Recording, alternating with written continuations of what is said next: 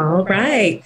Good evening and welcome to Succeeding as a Black Entrepreneur in the Music Industry, presented by Underground Music Collective.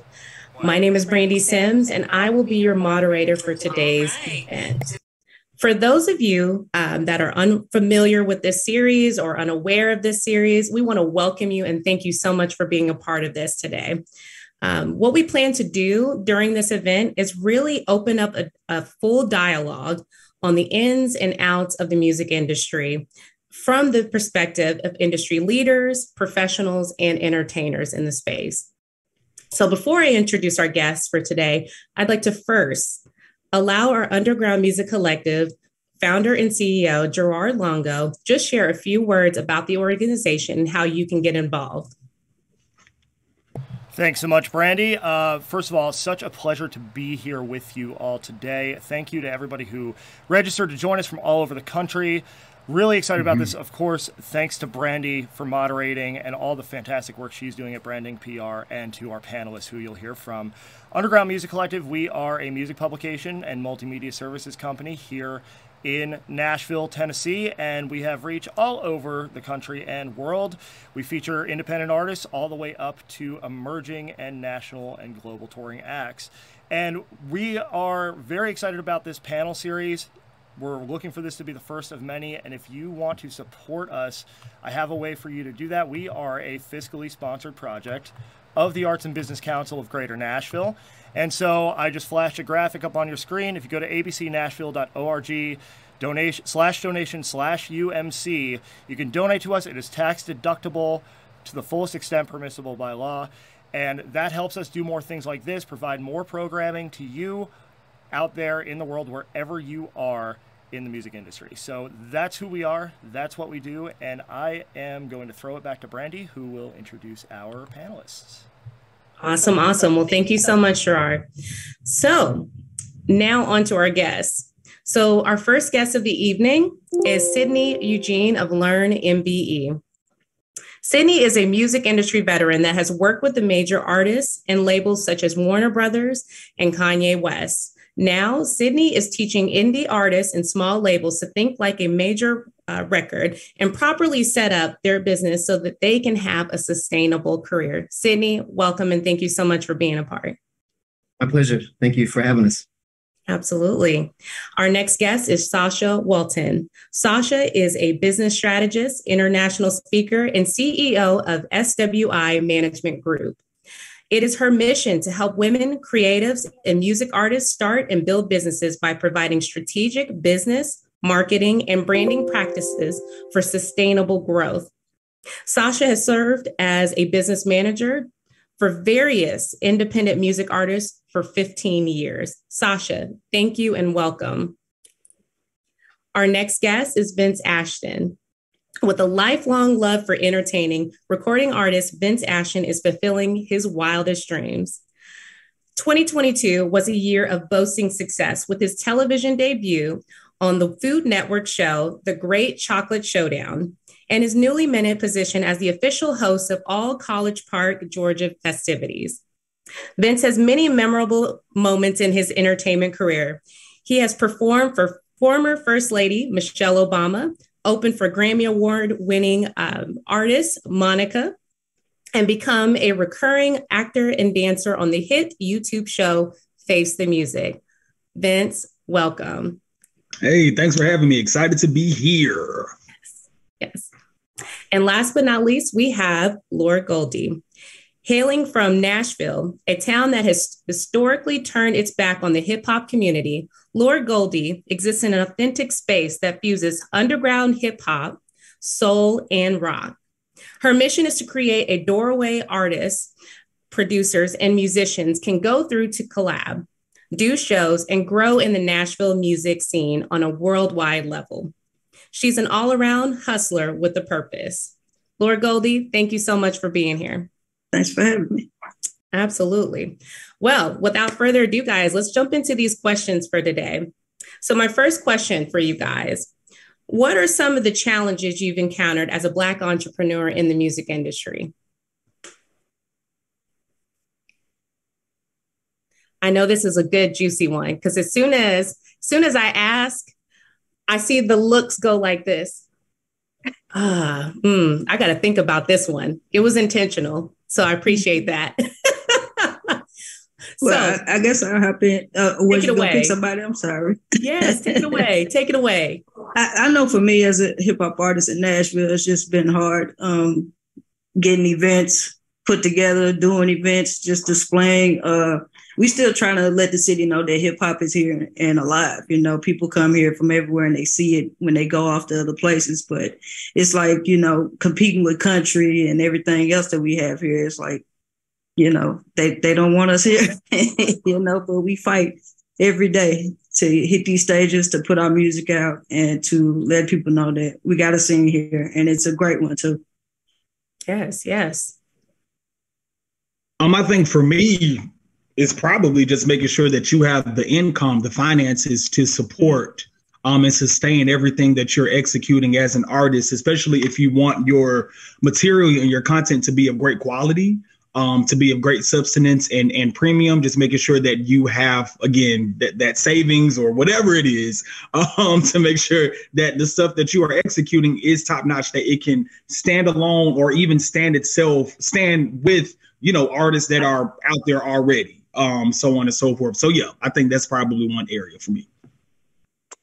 I will go next. And I would say for me, it's more so helping to shift the mindsets of artists to think like business owners so they can really navigate through the music business industry a lot easier and better and not get trapped up in a lot of the loopholes and the contracts and all these other things that so many people, you know, just don't really look at it from a business standpoint. So I would say that's my issue, just shifting that mindset. Oh, very good. Very good. Yeah, I think mine's similar Sidney, to that. I think mine's similar to what Sasha just said. Sasha or Sasha? Chaka? I don't want to mess it up. Sasha. Okay, nice. To what she just said, I think it's very similar in regards to the mindset. And mine wasn't necessarily the mindset of artists. It was just the mindset of my peers. And maybe them looking at what they presumed that was supposed to be, you know, and then me either proving them wrong or, you know, reinforcing those beliefs knowingly or unknowingly.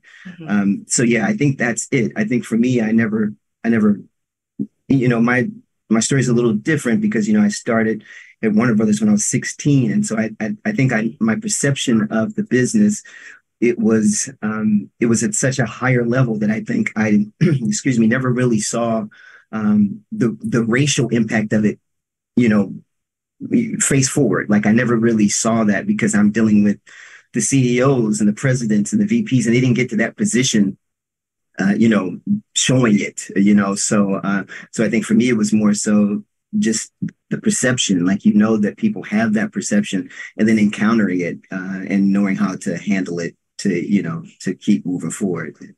Absolutely. Definitely some gems that are already being dropped here. And you guys are right. Some of these challenges that we're speaking about today are certainly not new challenges. These are things that have existed and certainly create barriers to being successful. And what I want to know in my follow-up question to kind of what you guys have shared thus far is, you know, how did you overcome that? If that was your specific challenge or a challenge that you often found was presented to you, like, what do I do on the financial side? I'm having trouble raising enough money to be able to handle my business or hire people to help me with things. Like, what do I do here? And, you know, all those things that you guys have just mentioned, how did you overcome those challenges? Well, for me, yes, get in there. I think it's a layered question.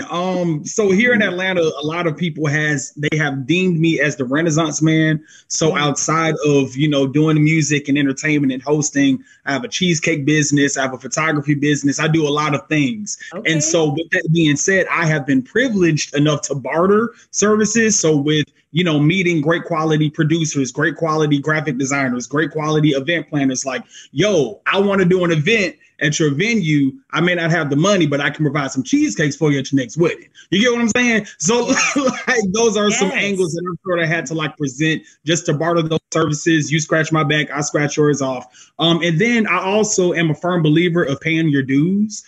Just making sure that you do work the Chitlin circuit, making sure that you go to the unpopular venues, get that notoriety, get your name out there. And once you build that catalog, once you build that resume, and you can start acquiring your own booking fee, go ahead and initiate that so you can make sure that what you're bringing in terms of a musicianship, that you're putting it right back out. You're using that money. So, I think those are the two things that came to mind.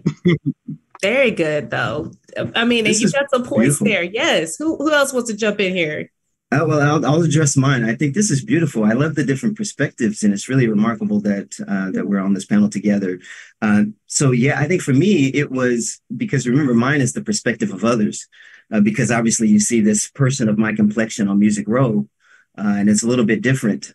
So for me, it was overcoming their perspective of what that was supposed to look like. One of the stories I have is there was an artist that we were going to do a deal together, and it was a substantial deal. And the day before the deal, I guess they were panicking. They really wanted to do a deal with Sony Red. And I think they were thinking, we got to make sure we do everything right so that we get this deal. And literally the day before the deal, they call me and say, the artist called me and said, look, my mom wanted me to call you and tell you, don't let the black guy scare you off. Just make sure the black guy doesn't ruin our deal, because he's kind of our Flavor Flav. He thinks he's white, but he's the black guy. So we don't want that to ruin our chances with you. Mind you, they had never met me. So when I showed up, it was really remarkable how they, try to reframe and regroup and put the whole thing together. And for me, it was, well, you're down here with your perspective of me and what you consider, music to look like. But for me, it was not even acknowledging it. I walked in there, I went in and did my business just like another person. It was no other conversation about, oh, well, where's the black guy? Point out the black guy, But yeah, so I think it was just overcoming it in the sense of realizing that perspective was so low. Like they had a really limited view of humanity. And so I was just able to be an example of what it looks like when you don't fall into the quotations, And so for me, it was just still rising to the occasion, still being there, still showing up, even if someone did say, hey, don't let the black guys, because some people would have not showed up. They would say, oh, you know what? Well, I'm black. And you know what I'm saying? And it wasn't any of that. It was like, okay, I won't let that black guy scare me off, but I'll see you guys tomorrow at 7. And, still moving forward. It still did the deal, still helped the artist. He's doing great now. And so, I didn't let something like that get in the way. Yes. Well, it sounds like you approached it in the way that you knew best, which is I'm going to be myself and I'm going to show up every single time. So regardless of what you guys have going on, this is who I am. This is what I'm about. And going from there and being people are surprised by that authenticity. If you just show up as yourself, you'd be surprised how many people are just gravitate just because of that. You know what I'm saying? Like that personality, that's what we gravitate towards people, that authenticity, that genuineness. We go up to that as opposed to the compose and, oh, it's supposed to be this way. It's not supposed to be anyway. You can be this way, or you can be that way, or you can be a little bit of both, or whatever. That's kind of my day. Most days is, hey, we're going to see what happens. Okay. But yes, I really like that. Okay. So which one, Sasha, you want to jump in, Lord Goldie? Yeah. I'm going to jump in real quick. Yeah, so I was going to say, just kind of piggyback on what you just said. I mean, that's what it is. It's about being authentic. It is showing up. I know that's how I'm overcoming it, because I'm coming in with a new narrative that a lot of people aren't talking about. You don't find a lot of people talking about entrepreneurship and music business, from that perspective, like trying to shift those mindsets of artists to think in that way to handle their business better. And so, it's not a common thing. So yes, I have to go into these rooms. I have to go to these artists and say, look, you know what, this is what it is. Show up as myself. Don't shrink back about it. Don't even waver in what I believe will help them. And even in my own personal life, just showing up to even what I'm doing right now, that makes all the difference. So just being an example and leading in that, and then just showing them how they can do it, and then just break down the process. Once I talk to you, we're good. But, it's just like getting across that barrier. And once they see it, then, it's all good from there. Yes. I like that. Yes. But for me, it was just, keep pushing. build relationships with people who have venues or people who know people with venues to, you know, continue to put on platforms for hip hop artists and R&B artists in the city, you know.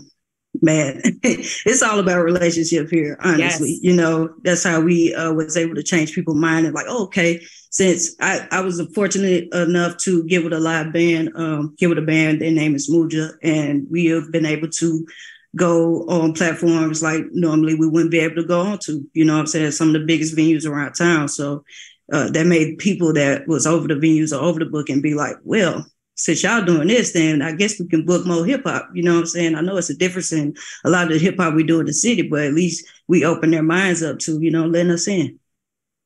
Oh, absolutely. Absolutely. Well, I'm glad that you shared that too, because that ties directly into what Vince was saying earlier about relationships. You know, you have to start making those connections early, especially when you're so early in your career and you're not quite in like necessarily like kind of what Sidney was mentioning, where he was already working with Warner Brothers. A lot of people don't get to that point.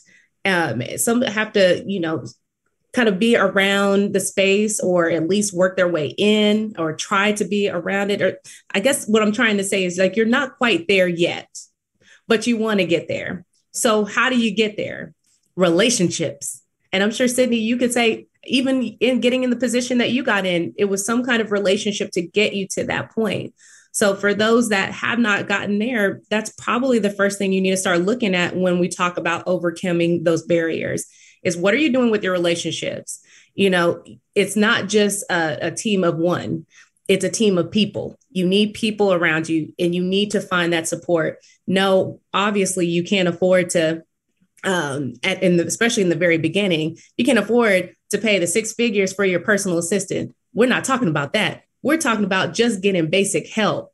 And guess what? I scratch your back, you scratch mine. I have a service, you have a service, and we could be collaborating in that way. That is one of the easiest ways to get things moving, at least being productive in it versus just sitting around in a circle. Oh, how am I going to come up with a 6-figure salary? I can barely get. You don't. Not when you're just getting started.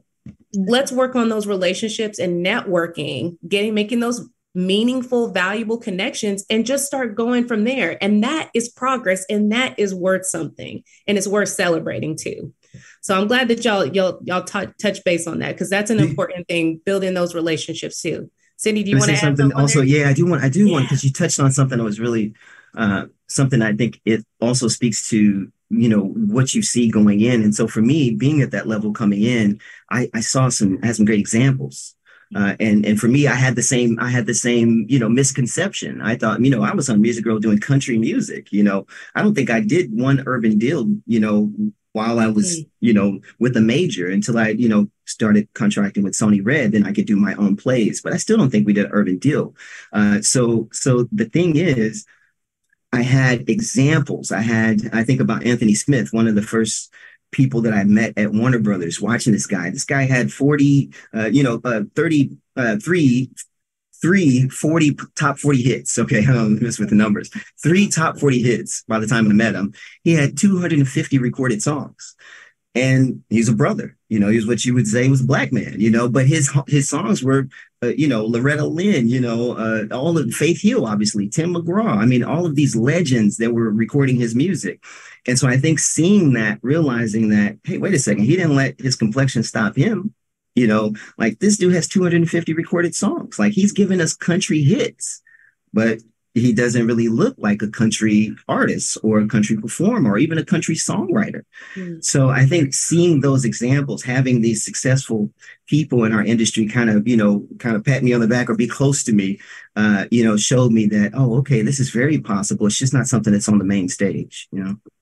Oh, absolutely. Also, really quickly, wanted to chime into what you just said, Brandi, about creating those relationships. Once you have established and created those relationships, do not be afraid to ask for help. That is something that I had to recognize and acknowledge with myself. I like to be a one-stop shop. I like to have everything in-house. I will learn how to create my own graphics. I will learn how to book myself. I will learn how to do my own contracts. I will learn. I have learned. However, when you do reach to that certain level where you see the manifestations off of the structure you have built and things sort of, you know, get out of whack for you, it's like, yo, I need help. And you just gotta be real with yourself and say, yo, let me ask for help. So get through those contacts in your phones, your Facebook, Indeed, Instagram, whatever you are on, and start initiating those conversations.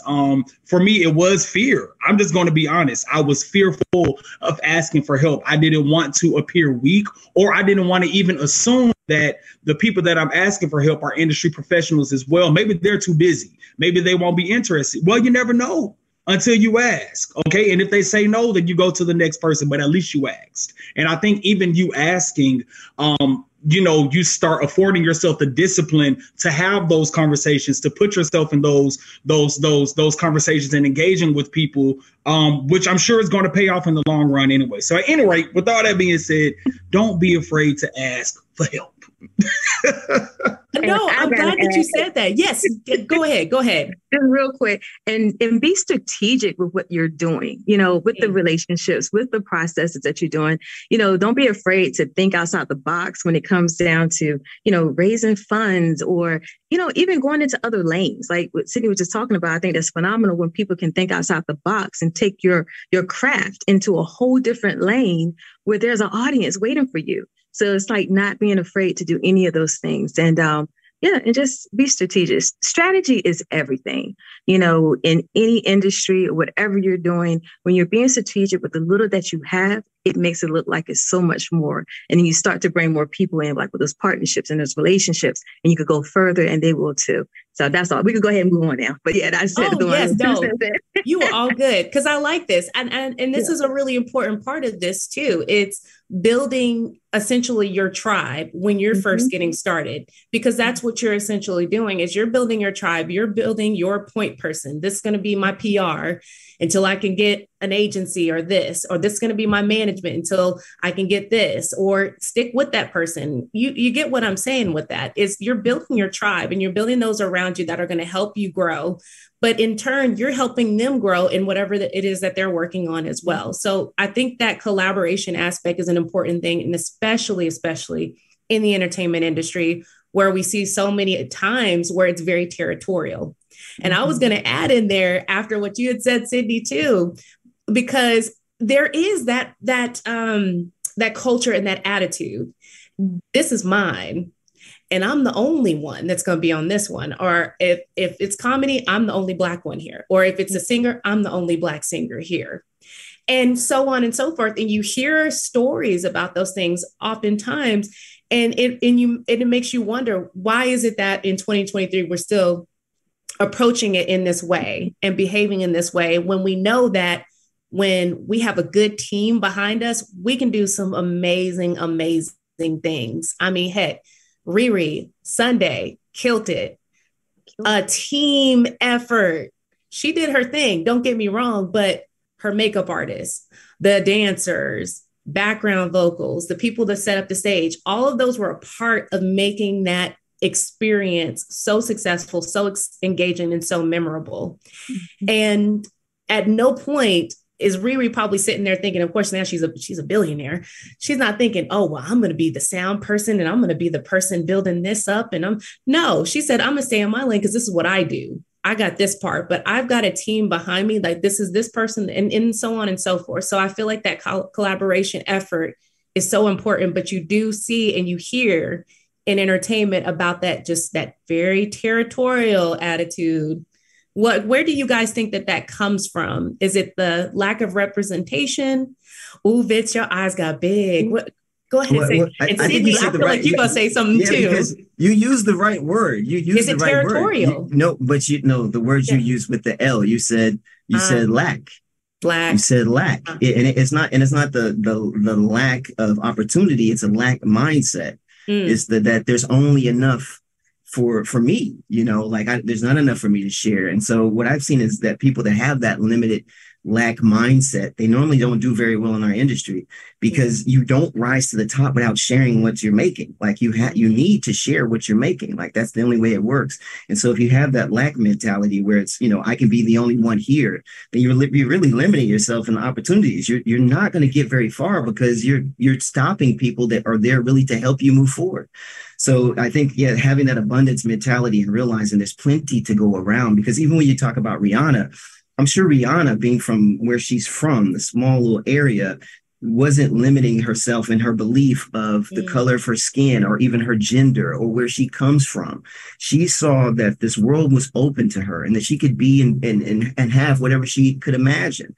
And so I think like opening yourself up to that, and you realize there's more, there's enough to go around. So, you know, when someone sees that there's only one, they say, oh, well, that's mine. But my belief is that if you really desire it, another one will be created out of thin air just for you. You know, so somewhere from some source, it will come for you. So it's just a matter of realizing that and say, hey, the one that you didn't get, that was for the other person. Now start working on where yours comes, because it's divine timing. It's just a matter of being prepared for it, you know. So yeah, I think that lack is a big thing. And Goldie, Lord Goldie, I really I sympathize with you, or empathize with you rather, because I was on Music Row trying to make something happen for hip hop. Like we were trying, and the only thing we could get, and then we didn't even get that, was rock and roll. But they made the rock and roll still have to sound like country. You know? Outlaw stuff. Yeah, and it wasn't really until, you know, Nelly and the Lunatics, you know, they did that country record, and then obviously, you know, we had some other collaborations that put, you know, the whole, okay, it's okay to have a little urban sound. But even then, you know, Music Row was still like, you know, we don't know about all of that. So yeah, I really get what you're saying, and the territory is a big thing there in regards to the type of music you're making. Yeah, you know, I appreciate you saying. I was going to add too, just to kind of really be real about it. It's that crab in the barrel mentality. You know, it's like when you're going up and you just keep pulling yourself down or keep pulling other people down. And that's where that territorial part comes in at.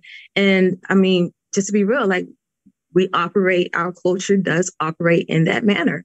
And so to overcome that, you really do need to look at it in your ready to build these partnerships. You're ready to, you know, just open up your eyes and your mindset towards all the possibilities and opportunities, like Sidney said, to even be in abundance, and that abundance come with a team effort. I like to say, I got to say, like crab in the barrels, yeah, we talk about that, but I like to say, let's be like ants. Ants come together and they build up. You know, they're so small, but they're powerful in who they are. Well, not who they are, but in what they are.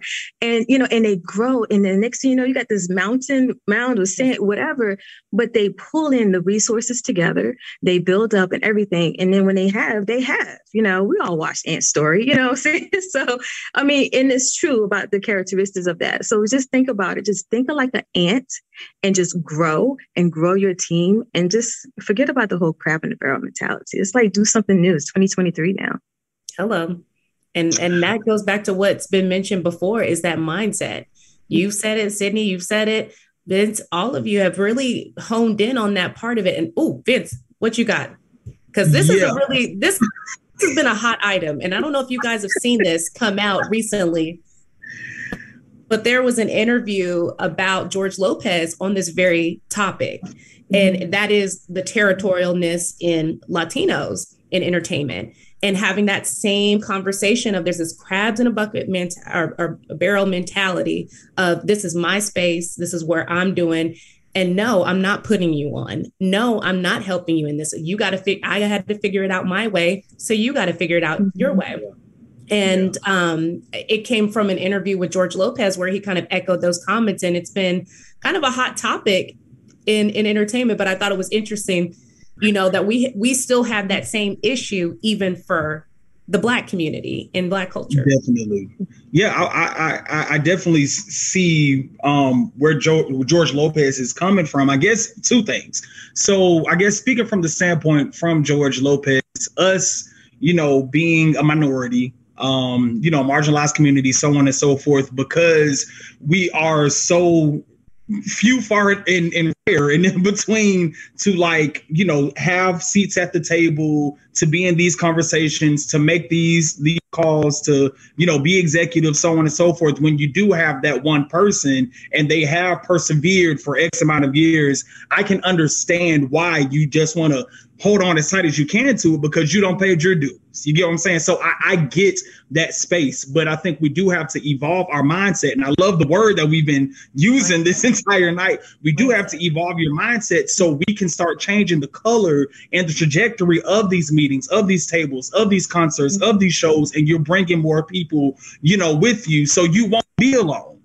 Because I also feel that, we can do more united than divided, like Sasha said about the ants or whatever. So yes, you may be the only Black person at the table right here, but imagine if you have 3 or 4 brothers and sisters along with you, then now you won't have to worry about adversarial conversations and feeling like you automatically on the chopping block because of the color of your skin when you got 3, 4 other 5 people with you. You get what I'm saying? And you can stand united together. So I will say that.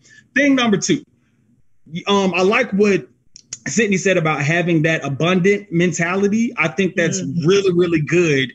And the mentality of coming from lack, if you will. I think right now, a lot of people, especially in our community, due to social media, have a skewed mentality. There is a phrase that is irritating the Jesus out of me, this booked and busy. Let me tell you something. You are not booked and busy. You are sitting at home at 6 p.m. eating hot Funyuns, watching First 48 like everybody else. But you have believed it to the point where you're not even approachable. Like even if I wanted to reach out to you and inquire help, get some inspiration, get some advice or whatever, all I see is you tweeting, I'm this, I'm that. No, you're not. You're not doing all that. You know what I'm saying? And I think if we sort of stop getting out of this, fantasy world that, we're right here and this, that, and the third, because this is the thing for me. I am extremely blessed to have a lot. I've accomplished a lot, but I don't put that out there. And I think because I don't put that energy out there, then I'm able to be for others as I would like them to be for me. You get what I'm saying? And people that I feel operate under that booked and busy mindset is the complete opposite. You get what I'm saying? So I think we have to just we gotta watch that mindset, and we gotta make sure, even though it's a cute coin phrase to use right now, that you are not fully buying into it unless you really are, because the reality of it, you are shutting yourself off from helping people or even getting help that you may need to become booked and busy. Let's be real. That's true. Yeah, and look, Vince, if you don't mind, I'd love to say this to that. It's not just on social media. The skewed mindset transcends into reality. People take that social media and presume it to be real. And then they really act like that in real life. You're spot on, man. And I think it's remarkable for me in a sense, because I was raised without all of that. Like, I was raised in a household where we couldn't watch TV. We weren't allowed to have any real access to the external aspect of our existence. We were pretty much raised to create our own from the inside. And one of the sayings that I got was that the inner world creates the outer form. And so basically we were taught to live inside of ourselves. And so then we came to dealing with people in the external world. You could see the skewed point of views. You could see that skewed, like, wait a second, what did you even think? People are just reciting things because someone else said it, or this was on the news, so it's got to be correct. Or, I heard this from a trusted source that I've never met, on social media, and it had 100,000 likes. So this is probably something that I should just regurgitate to you in conversation, when it's not coming from an internal place, it's coming from an external source. So I think that really speaks to it too. It's not just on social media. Those are real people on social media posting those skewed points of views. So these are really real people who believe this. Like, when you meet them, you're just like, oh, you only live online, right? Like you don't deal with humans often, But there was something that you said, Brandi, in regards to that rising above, and that how do we overcome, that really, I think, is still just sticking with me. And the thing I get from that is to make yourself invaluable. Like, to make it, that's the reason they still did the deal with me, even though they said, hey, don't let the black guy scare you off. I was invaluable to them. They weren't getting the deal without me. You make yourself irreplaceable so that people have no choice but to come to you. And the other thing I think is remarkable about what Sasha said about the ants don't try to be bees. Ants don't try to go to, beetles until actually ants are in the beetle family, but you get what I'm saying. They don't try to go to spiders and say, hey, you need to try and, let us into your spider community. Yes. And they're just building their own. And I think this was the Kanye gripe that everybody has. Like, why is he trying to convert other people to his beliefs? It's like, bro, if you believe what you believe, you act and move in that. And the people who agree with that vibration will be brought to you, and I think that's the thing. Is like so many times we want it, what I used to say on Music Row when people gripe and complain about Music Row, like, well, Warner won't let me in, Universal won't let me in, Sony won't let me in. I'm sitting inside. And what I always would say was, if you want your car to fly, you should buy a plane. Okay. So while you're trying to tell us how this car should work, it's working the way it works. It's not going to change. It's a 4-wheel vehicle on the ground. But you want it to fly and meet your expectations, you need to go look at a plane. You need to go build a plane. You need to find a way to manifest what it is you presume to be your reality. But it's not getting these execs to come down to your point of view, what it's working for them. It's like everybody's happy. No one's complaining. The ship is moving. But if you have a problem with it, now it's starting to look at, well, what's wrong with you building your own? And that's why we all go back to that famous conversation with Sway and Kanye, when Sway was like, yo, just do it yourself. Why are you trying to get these other people to play your game? Why don't you just do it yourself? And so I really think that's smart, just kind of doing your own thing. And I'm not talking about segregation or anything like that, but I'm just saying ants don't look at spiders and say, hey, you guys need to let us in. Ants handled their business and they run their communities the way they do. And they're prosperous because they're living for the purpose of an ant. They're not trying to fly like a bee, So yeah, hopefully that's okay. No, it was perfect. It was perfect. And I feel like this ant illustration was spot on for what we're talking about and what we're dealing with, because it is in that sense that we want to be building, we want to be growing, but we got to work together. And it's no sense trying to be something that we're not. Stick to what we do, who we are, and the rest will happen. It will, but you have to be consistent in there. We can give you all this advice, but at the end of the day, it's up to you to actually do something with it. And that I feel like is a big thing for people too. It goes back to mindset. It's like, I can give you all the advice. I can give you the books or the tools, the emails, the newsletter, all this other thing. But if you're not going to put anything to action, it's not going anywhere. So it's like, at the end of the day, it goes back to your mindset and putting those words, those things that you want to do it, put it to action, start getting creative. I think we've all seen kind of the stories that come out of deals being made because somebody was persistent on an Instagram DMs and I made a song for this particular person. I knew they were going to be there. So I did this, just thinking outside of the box. Yeah. And getting the attention that they're looking for, just being themselves, but really thinking outside the box. And I love that you said that, Sidney, that you have a lot of folks that you're trying to bring these execs down to you. And that's not how this is going to work, because they're going to be moving regardless, with you or without you. And that's the reality.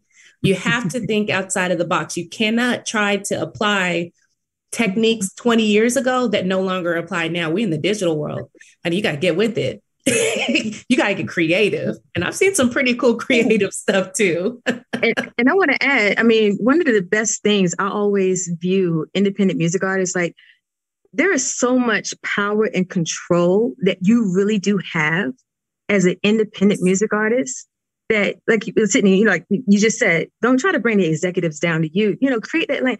You operate in a label frame of mind. You're already a label.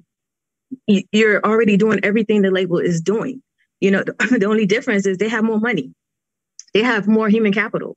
That's the only difference. But when you operate in that sense and start to, everything we just talked about the partnerships and being strategic, and when you start to build that process for yourself, go ahead and get your LLC and everything else and make it official. It's not that hard to do. Just make it official label and then run it. And then you have your own thing. We've seen Chance the Rapper do it just as an independent artist. We have so many other artists out here that's doing, and then you got mainstream artists that's like, no, I'm tired of this. I'm ready to go indie and handle their own business. I have a book called Beyond Music, and there's a quote in there that says an educated artist creates leverage. When you educate yourself, when you continue to learn, when you continue to think outside the box, be creative, work with these partnerships and everything else, everything that we've talked about, you can actually move in that lane and have more power than that label, because you have control of your own stuff, and that's really where it's at. You just have to, once again, shift that mindset. There you go. And see, that's the perfect segue into my next question for you guys, because we haven't really gotten into the entrepreneur side of things. So I really want to talk about that. So how does your experience as a Black entrepreneur inform your perspective approach toward your work?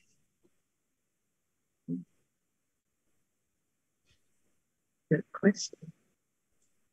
Sasha. Well, I mean, I'll take it. Are you thinking? Go ahead, Sidney. I don't think my answer's the answer. You know, it's not a very good answer. You know, but it's truth. It's the truth for me. So just in my authenticity, I'm going to give you my answer. But yes, believe me, it's lightning in a bottle. So so the thing is, for me, I never was allowed to see that. So I was raised in a very unique way with Black Panther beliefs. And my dad, first book I ever read was the autobiography of Malcolm X. And I read Frederick Douglass books and all of these, Marcus Garvey. He never bought me a toy, but he bought me a ton of books, you know. And so I read all of these. And so this is what I learned. And it was so much power. He never showed me anything weak, just showed me a bunch of strength. And so all I saw was, wow, we're so strong. We're so powerful. We can do whatever we want to do. So I don't think I ever looked at it like that. I don't think I ever looked at my career as to, okay, how does my complexion affect my ability to perform? I think living such a spiritual life, and I hope you guys are okay with this, but living such a spiritual life, you learn, and obviously I'm human, we're all, you know, human, but you learn that, you know, it's somewhat like an iceberg. It's like you are actually more spirit than you are flesh. And even though your skin is the largest organ, it pales in comparison to where you are spiritually. And so living that life, I ask myself, you know, what color is my spirit? You know, what color am I on the inside? And so I think those things never got in my way. And you see like the super successful people that had to deal with it, but for some reason it never was a thing for them, like the Tiger Woods, like the, you know, Venus and Serena, like all of these people who knew that the world saw them that way. But I think if they had seen themselves that way, we wouldn't have them. I know for a fact, if I had saw myself as a Black man on Music Row, I wouldn't be here. I wouldn't have went from Universal, you know, from Warner to Universal, and then even looked at Sony. You know, I wouldn't have even thought that was possible for someone like me, because there was no one like me doing it. You know, that I'd never seen that. So I think it's super important to not let that get in the way, to not let that be a barrier, especially for us. If someone told me once, they said, look, you got to be your own cheerleader because the world will root against you. And so the last thing you want to do is root against yourself or give yourself a disability based off of someone else's perception of what you're supposed to do based off of the color of your skin. So I just feel like it's very challenging for me to answer that question, because I didn't even see that I was Black in that essence. Like what I did see was people perceive me to be Black, and I had to rise above their perception. But I never made my calculated moves based off of, okay, what would a Black exec do? Okay, how would a Black exec negotiate this deal? I wouldn't have had those deals. A Black exec would have never even been in those positions, you know, but a very good, powerful exec, someone who was listening and paying attention to what's taking place in our community, could be in those positions. You know, and so I just presented my own. We each write our own story. Don't you dare let somebody write your story. Don't you dare let somebody put you in a group of people and say, that's your story. You know, don't you dare do that. You know, you write your own script. If someone tells you, well, all the people that look like you are going that way, you got a good reason to go the opposite direction. You're going to stand out over here. You're going to be the main person over. It's going to be amazing for you over here. It may mean you have to clear out your path, but guess what? The reward is in the journey. And it's really fulfilling to clear out a path when you turn around and look how beautiful it is paved and how many more people can come behind you. You know, it's really an awesome thing. But yeah, so for me, I never saw myself as that, and certainly didn't make any decisions as that. But hey, you know, we live in the real world, and obviously on Music Row, there were only two people of my complexion that were in executive positions. And the other person certainly saw himself as that, because he didn't take the opportunities. He was saying, oh, well, they will never let, you know, that happen, you know, but here I am, and it happened, you know. I feel like you brought up such a good point too, because I feel like there's been some recent articles that have come out. Nia Long spoke about this, Idris Elba spoke about this, and really what it focused on was that they didn't want to be spoken to or presented as, oh, I'm just a Black actor or I'm a Black actress. I'm just an actress. I'm a good actress. I'm this, but why do I always have to be limited and confined into this one space? Because once you do that, then that's all I can do. And really expressing and sharing those challenges that each of them have had in their career where that was related to that. So I feel like that kind of what you're saying in that point, it kind of ties into that idea and that viewpoint of, are we limiting ourselves in this way when we're only referring to ourselves as this? And then kind of presenting as that, oh, well, what can a Black person do? Oh, well, then I can only do this much. It kind of goes back to what we've been talking about throughout this entire event is mindset and shifting that mindset. If you put yourself in a box, you'll always be there. You have to think outside of that. And I love the Serena Williams one, because you're exactly right in the sense that if they would have just thought of themselves as, oh, I'm just a Black tennis player, like I'm not gonna ever get, I'm just this. Just even saying that I'm just this, then that's all you'll ever be. And it will never go beyond just that. So it's really about shifting that mindset. If you are the best at what you do, then you better shout it on the rooftops. Okay, then and show up. Don't just say it. I have to clarify because we talked about social media just a little while ago too. No, you need to show up though. Don't just do that. Y'all heard that part. Okay. Sasha, I feel like you want to say, do you want to jump in there too? This is so good. Like for me, I value diversity. You know, I would say some of the challenges that I had was really within my own culture, you know, and just really dealing with other business owners like myself and entrepreneurs. So it's not always well received because, you know, you're being looked at. You know, that's what we do. A lot of times, if you're women, you're going to observe the other female, what they're doing. Sometimes your followers are there just to be lurkers, you know, to see what you're doing and see how they can, you know, do it better. And which I'm not worried about all that stuff. But at the same time, some of my greatest opportunities came outside of my culture. Mm-hmm. So when you value that diversity and you're thinking outside the box, you're not limiting yourself because you could still be who you are and represent the best of who you are, being a Black man, Black woman, whoever, and still navigate in other rooms as that person. And it's the respect. It's all about how people view you and how you're projecting yourself out to them. And so when you're doing that and you're navigating that space and being the person, being authentic in who you are and being real, you allow people to see you for who you are. And when they like that, no matter who they are, that's what they're going to gravitate to you. So I would say I've had clients from India, you know, all kinds of minorities, everyone I work with, and I love it. I love it all. And I always try to tell other people that, you know, it's like, yeah, don't be worried about, yes, we support each other. Definitely do that. But there's a whole nother group of people out here that's ready to buy your products and brand. You know, even if you got a product, make it for them.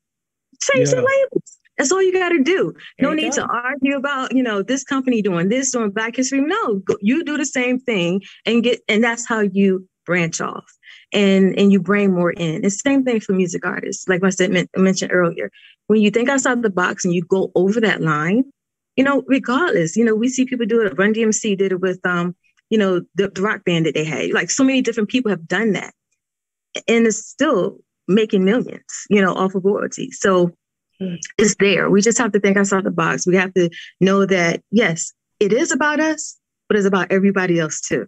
And keep that mindset and you'll go further. Mm-hmm. Can I piggyback on you, Sasha, with that? I didn't cut you off, did I, Vince? Oh, no, I'm finished. because Sasha just landed that one. That's something I live by every day. Every obstacle up on path I created. Mm-hmm. You gotta take ownership for those. You know, it's like, hey, it's not that exec's fault they don't like your music. It's your fault that you want that exec to like your music. You know what I'm saying? You're creating the obstacles. I look at it that I created every obstacle in my path. And that way, I know I'm the one that can resolve them. You can create them and you can fix them. They're there for you to learn and to leap over. So when she said that, I was like, yeah, that's exactly how I live. Like, thank you so much for saying that, Sasha, because she's saying like, yeah, I'm responsible from mine, you know, and yeah, when you take that responsibility and don't give it away to some third party or someone else's perspective, it's such a reviving, like a freeing thing for you, a liberating thing, I think is the word. It really is.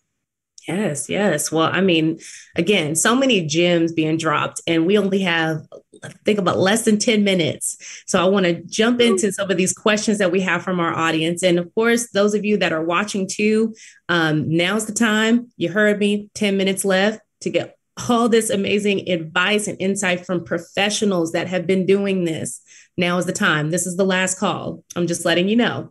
Okay, so I have one question in here from one of our audience members, and it is from Jarova. Hope I pronounced that correctly.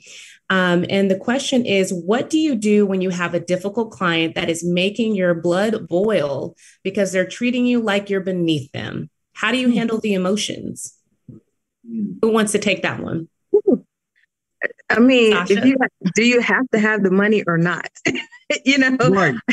How did you write your contract? Because if you have a clause in there that you can get out of it, do it, but no, really though, I would say the first thing to do is really be patient with them, but find a way of communicating with them. Don't communicate on their level, still be heart-centered with, because at the end of the day, it's about reputation. You don't want them to go run into Google about you and your service, but you want to handle that experience correctly. And if you have to go throughout your contract with that person, ride it out, go ahead and end it, when you can.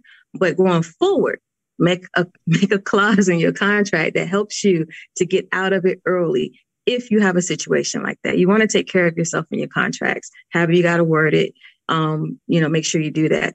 But if you are able to just say, look, here's the money. I don't think this is a right fit for us. Give them the money back and keep it rolling. Sometimes all money is not good money. And sometimes we don't need that drama or that headache to go with it. You got to have self-care with that. And that's part of self-care. Hello. Yeah. I love that on the practical. I like that practical way that you explained that, Sasha. I will also say, just know your worth. just know your worth. And before, each contract or each partnership, collaboration, relationship that you enter into, just make sure that you just out front set those boundaries, have those conversations. This is who I am. This is what I'm bringing to the table. This is what will not happen. This is what I will not allow to happen. And just be upfront with it, but all just having your worth and just the integrity of who you are and protecting the integrity of who you are as well. Just having that lead the forefront of those business dealings, if you will. That's what I would do beforehand. There you go. So set boundaries from the very beginning, and that's going to set the pace for how this thing is going to ride out, right? So important to have your paperwork together, but that's the business side of the music business. You have to deal with the business, and it's an important aspect of it because it's going to determine how all of these things are going to play out. So very, very good advice, guys. Can I add to that also? Yeah, Brandi? get in there. Do we have time? Yeah. Okay. Do we have time? Yeah. Yes. Okay. Excellent. So one thing I'd say to that is see it for what it's worth. So one of the most difficult deals I ever had, I realized that it was to make me better. Like it was really challenging, but I realized it was to make me better. So, one of the 4 agreements is to not take things personal. And so you realize that if someone is doing something or thinking that you should be doing something differently or just really giving you a hard time, what I've been taught is to mind the lesson there. Okay, what am I supposed to learn here? What is this person here to teach me? What does this person see in me that I don't see in myself? What are they looking for? And then basically learning from that and allowing it to make me better. Because one of the worst, I don't want to say worst, but it was one of the hardest deals that I had, but it ended up basically allowing me to do what I do now. Because I did that deal and it was successful and it proved to be like an amazing thing that validated everything I stand for now. So if I couldn't have made it through that deal, I wouldn't have made it to the finish line. I would have just every time been just like, you know what, I'm done. I don't want to do it anymore. I mean, I was doing meditation and everything before these meetings. I was having to get prayed up and everything just to go into these meetings, but the truth is they were there to make me a better person. And I am a better person because of it. So sometimes just look at it as not as necessarily an adversary, but, as an advocate for you that's actually just trying to make you a better person or get something out of you that maybe you don't see that needs to be dealt with. Oh, Man, you guys are giving us so much information, but it's so helpful and it's so valuable to our listeners today. So I appreciate you guys so much for doing this. I think we got about 5 minutes left, so I'm going to squeeze in this question real fast. I don't see any other questions from our audience, so we're just going to jump right into it. What is one key lesson you've learned along your journey that you would share with your younger self? I would say, I love the response. I would say, and I'm going to try to make this fast, is believe in yourself. Don't shrink back.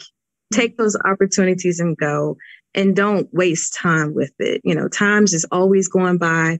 You know, don't allow your comfort zone to limit you. Trust me, I've been there, done that. Yes, I would tell my younger self that, because there's so much that's waiting for you. Yes. That you don't have to wait so far down the line to get there. Do it at that moment when it's coming to you, and just watch all the success come from there.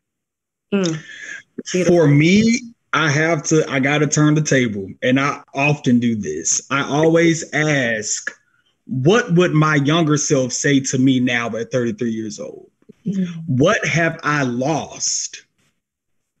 And in my adolescent years, in my childhood, when I initially just wanted to sing, when I was walking around with the remote, you know, singing Fred Hammond and everybody else around the house with my grandma on a Sunday, like, what did I lose as a child and as a teenager that I actually need to bring back in my adulthood?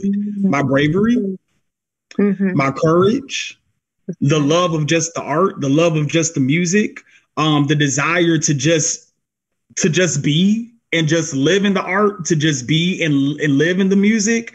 I think those conversations and sometimes those self-evaluation moments that you may have to look back in yesterdecades, go back to that 15-year-old self, go back to that 5-year-old self, and figure out and redefine what had happened, you know, and what did you lose? I think sometimes it can help re-strengthen you, you know, and help you persevere more to a degree as you move further in the trajectory of your career. So I always like to look at it from the reverse. Flip it. Yeah. Yes. That's really good. Yes, that's so beautiful. Vince, you nailed it. That's it all day. Because I think in order to be truly successful, you have to really deal with the inner child. You know, if you don't, I don't think you're going to have a little child that's going to just be steering you off the path every time. They're going to be making all the little child decisions. You're like, why am I acting out? You don't even know what it is, but it's that little child that never got set down and told, hey, I'm sorry. You know, like I didn't put you first, you know? And I think that for me that's what I would tell the little dude. Like, yo, bro, put yourself first. You know, it's okay. You know, it's okay. Like, you got this, you know, because when you look back and realize all of those mistakes led to your successes, you're like, bro, you know, all of those concessions that you made along the way that you thought would have added to your success turned out to not be things that pushed you forward. They were things that you had to like pull yourself up from because you lowered yourself. And so, yeah, I would just tell myself, look, hey, yo, it's all good. You got this, you know, I'm sorry. I tell myself, don't give up. And know that God got you, no matter what. Yeah, that's good. That's beautiful. Put yourself first, and it's not selfish. And you don't need to be doing that. No, give yourself that care, and that's why mental health is such an important thing. Self-care is such an important thing, and it's a part of conversation now because we weren't doing enough to really nurture and take care of that side of ourselves and make sure, are we really good or are we just going through the motions? You're not good. Okay, so let's stop, because we're not good, right? And not having those real conversations. Am I spitting something? That is so real. I'm so sorry. I'm not trying to cut you off, but man, we have to stop existing. Existing and also celebrating mediocrity in your existence. Yes. like you said, like Sidney said, putting yourself first, like knowing if you believe the best, then be the best. Show that you are the best. Put your best foot forward in all capacities and all facets. And in that, stop existing and thinking that mediocrity is okay, because it's not. Because sometimes the art and the execution that you see these days is like, did you just wake up yesterday and decide really? You know, I'm just saying, like, and I know it's not the best that it could be. So I'm sorry, you just touched the spot right there. Thank you. No, that's totally fine. That's totally fine. That's exactly what this conversation is about. We're having real dialogue here. And, you know, and in this conversation, it reminds me of what service I attended. And the pastor talked about this thoroughly, but he said something that just stuck out to me. And that was, you know, you were brought here to be a light. Why are you going in the darkness and diminishing yourself and lowering your light? Be bright. You're meant to shine. You're meant to be bold. You're meant to be this. That's why you're here. That's why you show up the way you do. And that's why people notice those efforts. They notice that just that thing about you that attracts people to you. They gravitate towards you. You are a light. Why are you diminishing that light? It's meant to be bold. It's meant to grow. And guess what? That light that you have, guess what somebody else is going to see that and they're going to get that light. And now you just allowed that light to continue to grow in other people because they saw you own your light. That's right. And I thought that was beautiful. That was beautiful. And I feel like that is something that we have not really talked about when we talk about self-care and we talk about our mental health and we talk about self. It's okay. Yesteryear was, oh, well, you can't just be thinking about yourself. I absolutely will. And myself said, I need to sit down because myself said, I'm stressed and I got to sit down. Or myself, I don't have the bandwidth. I don't have it for you today, but I'll be back at it tomorrow. Yeah. And it's okay. Put that pause wherever you need it in your life. But it is okay to do that. Yeah. And you be supported in that because we have to take care. You have to take care of you. I think that's the biggest takeaway. You have to take care of you. Can't pour from an empty cup. If you don't have nothing to give, it's going to show. It's going to. And it's no one else's responsibility. It's no one else's responsibility to take care of you. Yeah. Yep. And you have to prioritize that. You know, prioritize the self-care, knowing your capacity and setting those boundaries is all part of self-care. And then, you know, a lot of things that you just mentioned about even, you know, being that light to shine, you got to get rid of the fear. You got to get rid of the procrastination, all of the lack of confidence and everything that's there that limits you. And you're not showing yourself enough love to say you can be everything that you've already been purposed here to do and to be. You know, and that's the biggest part of it too. So I just love all of it. I just had to get that in. and Brandi, now I have an answer to the question prior to this about the entrepreneurial, you know, aspect in that. Of course, we know being an entrepreneur, it's hard work. You know, you want to make sure you have your business side, get the LLCs, be strategic in the calendar. I know for me, I have a lot of things. Like I said, not only am I an artist and event host, I have a cheesecake business, I have a photography business. So I literally have to fraction out, okay, cheesecakes are more so holiday season. So from late September to, you know, early February is going to be that big point. When it comes to spring and summertime, nobody's eating cheesecakes, so now I can do more photography. And then I'll let Vince Ashton, the artist and the event host, sort of trickle through the entire year. So that's how I operate my business model. However, what I will say in the midst of your business model, to tie everything that we just talked about right now, a phrase that I will coin is invest in rest. In the midst of your business model, in the midst of the machine of life, in the midst of the machine of the industry, take some time out for yourself. Take that flight, rent that car, whatever you have to do. Frontier Airlines got that $599 special. Go anywhere in the country. I'm a Delta guy, but I don't know if that's your ministry, then that's for you. I'm just putting it out there. The opportunity is available, but at the end of the day, sometimes, like Sasha said, you need to sit your butt down. Yeah, because at the end of the day, like I said earlier, you got to protect the integrity of what you do, which is an artist. And if you can't run on fumes, you have to take that time out and pour back into yourself because you're constantly pouring. You're writing, you're being transparent, you're being vulnerable, you're putting events together, you're in constant conversations, Zoom calls, meetings, Okay, so when are you going to sit your tail down and feed yourself so that you can persevere and move forward. But the only way to do that is when you are disciplined and investing in rest. And I'm done. If you don't sit down, your body's going to sit you down for you. And that's true. That's true health perspective right there. Is your body will let you know, oh, so since you're not getting the hints, it's done. I'm shutting you down. And you know, and it can be worse. You can have worse situations. Vince, you're laughing, but it's true. You know, you got the hints, the headaches, the tire, the fatigue, all of those different things that come with it. And then eventually, if you don't do something about it, your body is going to shut you down and you're going to have bigger issues. Deal with it now. Take your rest.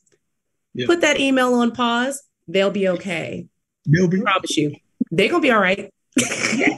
They will be okay. Take your time and get back to it. And Gerard, you're back there too. So I feel like we're spitting some real stuff here, but it's so important. And I think I'm glad that we included this portion in here. And I know we're a couple of minutes out. I hope I'm not impeding on anybody's time. Additionally, I'm so sorry. I feel like this is such an important part of this discussion because not only from the entrepreneurial side of things, but the creative, because this is about the music industry, right? And entertainment. And as a creative, we're constantly being sucked dry is what I'm thinking. Absorb of all of our creativity, all of our words, our music, our thoughts and things like that. That's what our day is. It's constantly giving. When do you have that time set aside to pour back into yourself? Like Vince said, that's an important thing. When do you have time to make time? You can't continue to just pumping them out. You're not a robot. We're human. You can't just continue pumping them out and you're not pouring back into yourself and re-energizing yourself to be the best that you can be. Eventually, it's going to stop, either through writer's block or like we said before, where your body shut down because it's coming. But you have to take that time for yourself and you have to prioritize it. Make it a point like, no, I've got to take that time because you need that. And if you're going to get better, you have to set that time aside for yourself. Yes. You can't be efficient. You can't be efficient. You can't be effective. And as an artist, it'll show in your performance. You know, how many times we've seen artists out here on stage and they collapsing and everything. You know, for all kinds of reasons. But, you know, health reasons, because they're doing too much. They're going and going. You know, you have to make sure you take that time. Definitely. Well, guys, this was such a great discussion. I feel like I could talk to you guys all day. I wish we could do this longer. Maybe we come back for a part 2. I'm just saying, I'm putting it out there. Love to talk to you guys again because there's so much we can unpack in this, but this was such a good conversation, so needed. And I feel like with our audience here, there's so many great gems and so much advice and insight that you shared that is so valuable. And I know that they're going to appreciate it. They do appreciate it. And it's going to help benefit somebody that's sitting there on the computer now thinking, man, what do I do next? Let me build my tribe or maybe get my mindset right. But we've given them in this conversation those bullets and those steps and given them those ideas to put that into their mind of this is where I can at least start. And I feel like that's volumes. That's amazing, amazing. So I want to thank you guys so much for being a part of this. I want to give you I know we only got we're at overtime now, but I want you guys to plug yourselves. Please let us know, where can we get in contact with you? Our audience members, where can they get in contact with you, reach you, social media, website, what you have going on? Just tell us really quickly. I'll go first.